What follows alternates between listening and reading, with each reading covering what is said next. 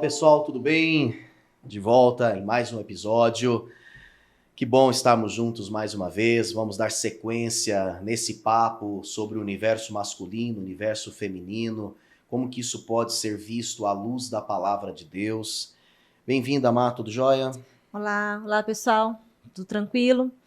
E hoje a gente vai conversar mais um pouquinho, né, sobre essa questão da masculinidade, da feminilidade, como desenvolver isso. A gente falou um pouquinho no podcast anterior sobre como desenvolver isso em algumas questões do dia a dia, né? E uma coisa que sempre pega muito é a questão se a mulher deve ou não trabalhar fora de casa, né? Às vezes cria-se uma regra e mais uma vez eu volto a dizer que não há regra, né? Eu preciso buscar a vontade de Deus para a minha vida, porque eu posso trabalhar fora, mas eu também posso não trabalhar fora, eu posso ficar em casa e desenvolver um trabalho em casa, porque quem fica em casa também trabalha muito. É verdade. Então, a questão principal, gente, é você estar no centro da vontade de Deus. É você buscar aquilo que Deus quer para a sua vida. É entender o tempo de Deus. A minha experiência, eu já trabalhei fora, né? Sou professora, durante um bom tempo eu dei aula, porém nós entendemos em Deus que era o momento de eu me dedicar um pouco mais em casa. Hoje o meu trabalho é mais tranquilo, porque eu consigo fazer no meu horário, mas hoje o trabalho está mais voltado para o cuidado da casa, o cuidado com os filhos, o estar mais presente no ministério com você. E isso, para mim, tem sido muito gostoso, muito prazeroso, edificante. Mas nós entendemos em Deus esse tempo. É por isso a importância do orar, do buscar direção, para que você possa estar no propósito, no centro do propósito de Deus. Porque não há problema trabalhar fora, mas também é entender o equilíbrio que a gente estava conversando. Né? Às vezes a mulher fica tão sobrecarregada lá fora, e aí ela acaba chegando em casa e agindo de uma forma ruim. É né? verdade. Descontando às vezes no esposo, descontando nos filhos, uma sobrecarga, ou não dedicando um tempo que ela deveria dedicar dentro de casa. A Bíblia, ela descreve a mulher como a auxiliadora idônea, né? E auxílio não é papel coadjuvante, quando a Bíblia diz isso em Gênesis. Auxílio ali, para você, minha irmã, que está acompanhando, é o mesmo termo, é o mesmo verbo usado em Salmos, quando diz que Deus é o nosso auxílio. Deus é o nosso refúgio. Deus é a nossa fortaleza. Então, é a ideia do somar junto, do colaborar, de trazer para o universo masculino, para o ambiente da família, para os filhos, essa visão de mundo que só a mulher tem. Né? Então, eu posso dizer, sem medo de errar, que hoje eu me sinto muito mais auxiliado, né, por você, nessa condição de tê-la ali em casa, organizando essas questões do dia a dia, organizando a nossa agenda de atendimentos, de visitas, das gravações, me acompanhando em todos esses compromissos. Quer dizer, o fato de você estar em casa trabalhando duramente, nós trabalhamos juntos para isso, né? Permite, por exemplo, você estar aqui dividindo esse momento comigo. Então, você tem sido, sim, uma grande auxiliadora, mesmo não trabalhando fora. E de casa, você, inclusive, ainda ganha dinheiro fazendo as suas participações nas editoras, corrigindo lá os materiais que você corrige, fazendo isso em home office.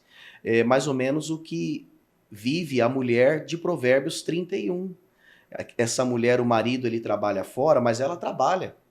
E ela trabalha dentro de casa, mas ela projeta o seu marido e ele é honrado às portas da cidade. Aquilo que ela faz com as mãos, os seus trabalhos artesanais, ela vende. Ela também traz recursos para a família. Então, a questão realmente não é essa. Se a mulher pode ou não pode. É claro que pode. O que a mulher não pode, o que o homem não pode, por conta do trabalho, fugir do propósito de Deus. O que eu vejo hoje são mulheres que são forçadas, são muitas metas, são muitas vendas, elas lideram no trabalho, homens e mulheres, elas têm que, desculpa a expressão, elas têm que ser um rolo compressor lá. Quando elas chegam em casa, elas já chegam com esse mesmo espírito. Aí a dificuldade da mulher ser feminina, ser dócil, se permitir cuidar, porque tem homem que é omisso. E aí, talvez ela desenvolveu esse perfil general pela omissão do homem. Mas tem homem que simplesmente acaba não tendo espaço, porque essa mulher ela chega e ela continua dando ordens, ela não mostra fraqueza, ela não vê poder na vulnerabilidade, ela não consegue, né, tirar da sua fraqueza essa essência que vai trazer a feminilidade, trazer graça para dentro da sua casa. Então é importante mesmo a gente pensar nisso, que a mulher ela pode ser feminina mesmo trabalhando fora, né? E o homem, ele também pode viver a masculinidade mesmo ajudando nas tarefas de dentro. Sim. Então eu acho que isso aí, tudo depende desse equilíbrio e eu acho que é muito importante quando a gente fala de trabalho, porque aquilo que é combinado não é caro. Eu preciso entender a beleza de ter a minha esposa à disposição para essa agenda. Ou também eu preciso entender a beleza de repente, ter uma esposa que está trabalhando fora, que tem lá um cargo, etc. Então, desde que o casal fechou com isso, e desde que isso não compromete o papel dela como mulher, o papel dela como mãe, como administradora do lar, não compromete o papel dele, tá tudo certo. O importante é que não haja uma forçação de barra nisso, porque senão vai haver decepção, vai haver frustração e aí não é legal. É por isso a importância da unidade, né? E o casal, junto com os filhos, estarem no mesmo propósito. Né, vocês estarem com o mesmo foco, na mesma direção, buscando realmente fazer aquilo que está no coração de Deus, o propósito de Deus para a nossa família. Né, e a gente encontra isso junto. Né? Com certeza. Agora, como é que a gente pode construir, vamos falar um pouquinho agora, da masculinidade e feminilidade, aplicando isso aos filhos. Como é que um pai ele pode construir princípios que são do universo masculino na vida do seu filho? E como é que uma mãe pode imprimir na vida da filha essas marcas da feminilidade? Você quer começar ou eu começo? Eu começo. Bora lá então. Não, eu vejo que a principal questão é o exemplo. Né? Eu acho que quando você vive isso, você transmite isso para os seus filhos. Sim. Então, o principal ali, eles vão ver através do exemplo. É claro que vai ter que ter a conversa, vai ter que ter o diálogo, a gente vai ensinar na palavra de Deus, né? A importância de ler a Bíblia com os nossos filhos, de orar com os nossos filhos. Mas quando a gente vive, a gente vê muito isso lá em casa, eu vejo atitudes do Nicolas tão lindas, às vezes, em coisas simples, mas porque ele vê o exemplo, né? Ele vê você fazendo, às vezes, o cuidado que você tem comigo de... um exemplo que eu vou citar aqui, no Dia Internacional da Mulher, por exemplo. Ele foi lá, comprou um presente para a namorada, comprou um presente para mim, né? Então, a questão do presentear, às vezes...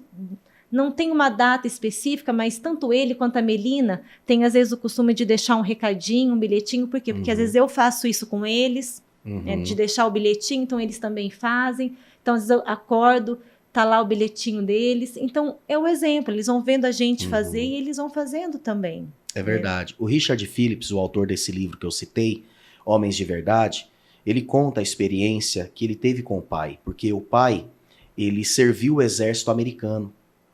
E naquele contexto, quando ele era então adolescente, saindo da infância para a adolescência, o pai dele estava na guerra. E o pai dele enviava cartas para ele. Enviava cartas porque não tinha celular, não tinha WhatsApp, então era tudo por cartas. E o pai dele escrevia cartas semanalmente para toda a família. Então o pai de longe nutria o coração dele. E dizia, olha, eu estou muito feliz porque você honrou a sua mãe, porque você cuidou da sua irmã. Olha, eu fiquei muito feliz em saber que você conseguiu fazer aquela jogada no jogo de beisebol. Por outro lado, o pai também dizia, olha, eu fiquei triste porque você acabou falando mais alto com a sua mãe, você se revoltou em relação a isso. Parece-me que você acabou não indo tão bem em tal disciplina no colégio. Então, veja como um pai, quando ele quer, mesmo distante, porque hoje muitos pais viajam, às vezes ficam até uma temporada fora, ficam uma semana, ficam 15 dias. Mas é a qualidade mais do que a quantidade. É trazer esse filho, responsabilizá-lo.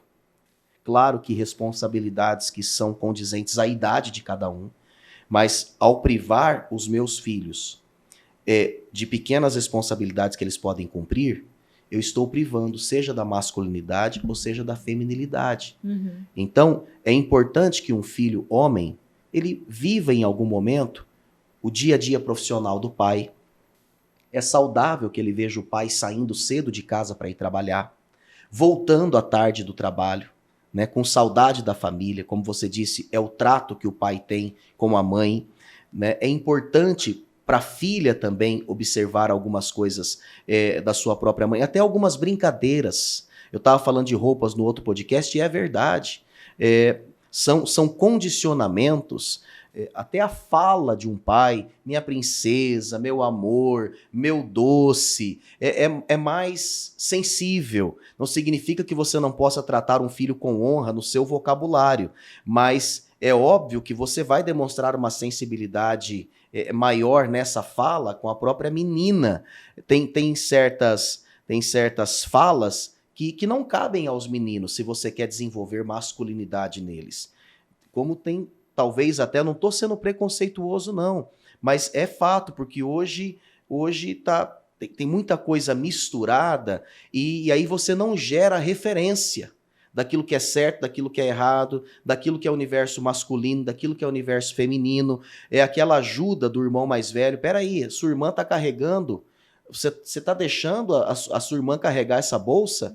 Cara, onde você está com a cabeça? Vai lá e pega essa bolsa e carrega você. Porque é fato que o homem, ele tem uma estrutura física que é mais forte que a da mulher. Então são pequenas atitudes, são pequenas intervenções que devem acontecer desde cedo para que esse menino desenvolva esse senso de responsabilidade, de cuidado, que faz parte do universo masculino, e também a menina desde cedo. Por exemplo, a questão de ensinar atividades da casa que envolvem a gestão da família. Cozinhar.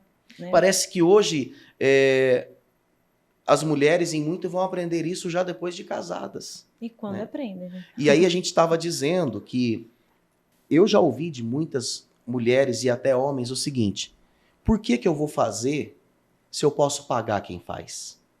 Né? Por que eu vou cozinhar, passar, se eu posso pagar quem faz? Não se trata de uma questão de pagar ou não. Tem coisas que você pode terceirizar, tem outras que você não pode. E por mais que você, mulher, tenha condições de pagar alguém para estar trabalhando para você, ainda que seja 24 horas, o tom da sua casa não tem que ser dessa cuidadora, dessa governanta, não tem que ser dessa secretária doméstica, tem que ser teu. É o que a gente falou no outro podcast, né? O toque da mulher na casa. Né? Porque tem um jeitinho da mulher, tem um jeitinho que é só seu. E aí a sua casa, ela tem que ter a sua cara. Né? Eu já, inclusive, acompanhei casos de pais frustrados que queriam, por exemplo, um menino e veio uma menina. Então, o que aconteceu desde o ventre? Primeiro, rejeição. Porque eles queriam um menino e veio uma menina. Após o nascimento, essa menina, ela começa a ser criada como um menino. No jeito de falar, no jeito de se vestir, nas brincadeiras. Então, eu não vou entrar aqui nessa questão agora, mas é fato que o que dá base para muitas decisões homoafetivas é o condicionamento que aconteceu com esse indivíduo já desde o ventre. Então, isso que nós estamos falando é muito sério, porque desde cedo, né, sabe, até mesmo palavras como eu disse: ô meu campeão, fala grande homem, você é o cara, você é forte, mas ao mesmo tempo, claro, não numa postura machista, porque esse filho em algum momento vai ver o pai chorando, vai ver o pai sendo sensível, não é, com a esposa, com o sofrimento da esposa, de uma filha. Então, é um equilíbrio, mas isso jamais pode sair de cena, porque senão nós vamos criar filhos, como diz o querido Isamitiba, uma geração que está sendo desenvolvida com uma consciência coletiva que não tem princípios. Uma geração que não está recebendo uma espinha dorsal de valores da família, que está sendo educada por terceiros, que não tem referências claras de certo e errado, de masculino e feminino, ok? E que por isso muitas vezes cresce com tantas discrepâncias aí e que vão trazer desafios, muitas vezes até desnecessários, no desenvolvimento. É por aí, né? É isso aí. Bem, nós vamos encerrando mais um bate-papo. Não sei se você quer compartilhar mais alguma coisa, Vou deixar um versículo com vocês de Salmo 119:37, que diz: desvia os meus olhos das coisas inúteis, faz-me viver nos caminhos que traçaste. É pedir que o Senhor nos livre de olhar para aquilo que a sociedade nos impõe, né? Para às vezes aquilo que está tomando o meu tempo, tomando a minha atenção e que não é aquilo que Deus quer para a minha vida. Então é realmente o Senhor desviar os nossos olhos daquilo que não é a vontade dele, nos colocar no centro da vontade dele, no propósito dele para a minha vida, para a minha casa, para a minha família. E quando a gente está no centro da vontade de Deus, as coisas caminham de uma forma prazerosa, de uma forma eficaz.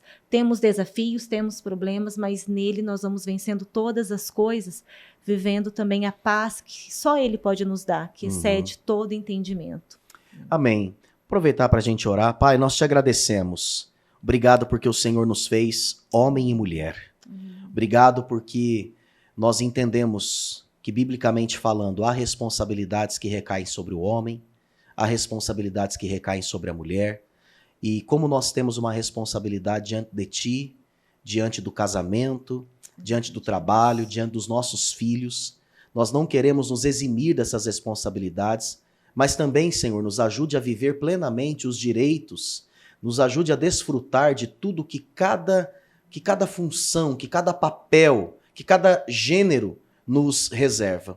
E que isso tudo possa glorificar o teu nome no contexto da família, que o Senhor possa de fato nos tornar homens e mulheres segundo o teu coração, não segundo o que o mundo prega. Ó Deus, nós não acreditamos em machismo, nós não acreditamos em nada que possa representar também uma projeção da mulher para aquilo que ela não foi criada para ser. Nós acreditamos naquilo que a tua palavra diz e que possamos assim nos firmar e que os nossos filhos também cresçam a partir desses princípios. Eu quero abençoar esses irmãos e irmãs que têm nos acompanhado aqui nesses podcasts. É a nossa oração no nome poderoso de Jesus. Amém, amém e amém. Muito obrigado a você que nos acompanhou em mais esse episódio. Nos ajude, multiplique essas informações, também compartilhando as nossas plataformas digitais, as nossas redes sociais com os seus amigos. Gratidão a O Bruno Benites, é assim que você vai encontrar esse grande cara que faz a produção artística do podcast, é assim que está o endereço dele no Instagram. Gratidão também à rádio Novo Dia FM 89.7, a rádio que abençoa você e toca o seu coração. Agradecemos à Igreja Presbiteriana Central de Londrina pelo privilégio de desenvolvermos também esse projeto. Obrigado, meu amor, pela presença aqui, por dividir comigo esse tempo. Beijo. Beijo, pessoal. Tchau, gente. Até a próxima.